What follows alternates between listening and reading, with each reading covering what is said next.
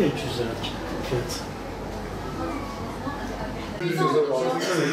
Ben modeli belirleyeceğiz şu an. Fiyatı şeyleri. Tamam.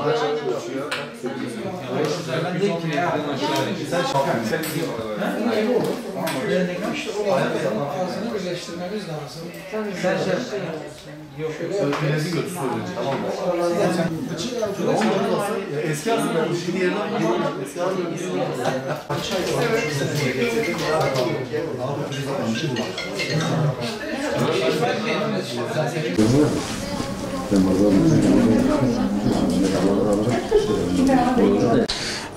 Altın tabii bundan birkaç ay önce daha da yüksekti. Hatta pandeminin ilk başladığı sıralarda da bayağı bir yükselişe geçmişti. Şu an düşüşte tabii.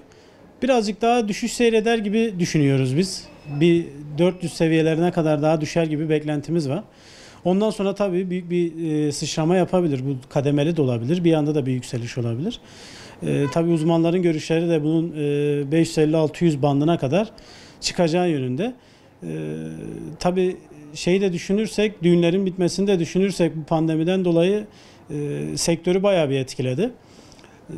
Düğün alışverişi yapan insanlar azaldı veya alışverişlerini kıstılar. Haliyle sektörde bayağı bundan dolayı bir sıkıntı yaşıyoruz.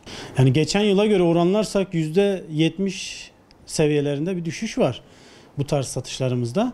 Ama inşallah bu pandemi de düzelirse biz tabii büyük bir iş potansiyeli bekliyoruz açıkçası.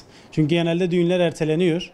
Ertelenen düğünlerin yapılacağını tahmin ediyoruz. Eğer onlar da istediğimiz boyutta yapılırsa sektörde bir hareketlenme olur diye bekliyoruz açıkçası.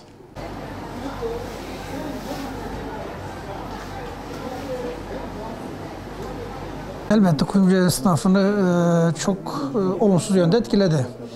Düğünler ertelendi, insanlar nişanını yapamadı, düğününü yapamadı, nikahını yapamadı. Yapamayınca da işte altın satışları maalesef dibe vurdu. Daha çok alan müşteri de yatırımlık için altın alıyor. O da kuyumcu için çok büyük bir getirisi olmuyor. Altınların fiyatının düşüşü de bu pandemiden dolayı yükselişe geçmişti. Şu durumda da dünya piyasalarındaki altının ons fiyatının düşmesiyle birlikte altın fiyatları da düşük seviyede. Ama bu hep düşecek anlamına da gelmez. Altın mutlaka geldiği yeri görür. En iyi yatırım aracı altındır. Kimse altından vazgeçmesin. Yani vatandaşımıza tavsiyemiz altından vazgeçmemesi. Mutlaka geldiği yeri geri görecektir. Şu an ne kadar düştü? Şu anda 410-420 civarında 22 ayar altın fiyatı. Has altında 430-35 civarında seyrediyor. Ama altın geri 500'lere gelecektir mutlaka. Yani bu 3 ay, 5 ay, 6 ay da olsa mutlaka bulacaktır.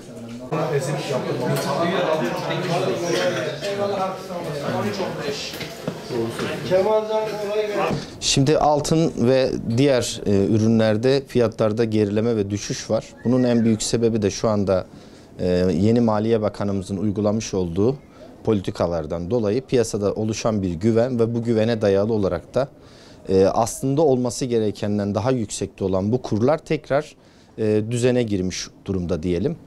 Tabii bunun süreci ne kadar daha böyle devam eder onu bilemiyoruz. Pandemiyle ilgili de bizim burada vatandaşımız ister istemez sokağa çıkamadığının haricinde işte düğünleri yapamıyor. Düğünleri yapamadığı için de düğünlerini genelde erteliyorlar. Bu da tabii ki bizim sektörümüzde çok büyük bir düşüş olmasına etkiliyor. Fiyatlardaki bu iniş ve çıkışlardaki dengesizlikler şu anda inmiş olsa dahi şu anda piyasalarda bir güven ortamı tam anlamıyla oluşturmadığı için altında ve diğer dolar, euro tarzı şeylerde bizden şu anda satış çok düşük.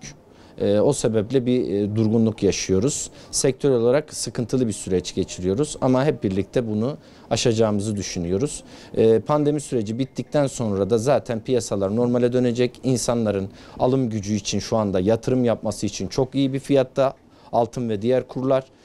Boşta parası olanlara yatırım yapmalarını öneriyoruz. Çünkü bu rakamlar 540-550'lerden buraya geldi ve şu anda olduğu rakam alım için süper bir rakam. Herkese yatırımı tavsiye ediyoruz. Bir tane tam var. Onu alırken yani onu da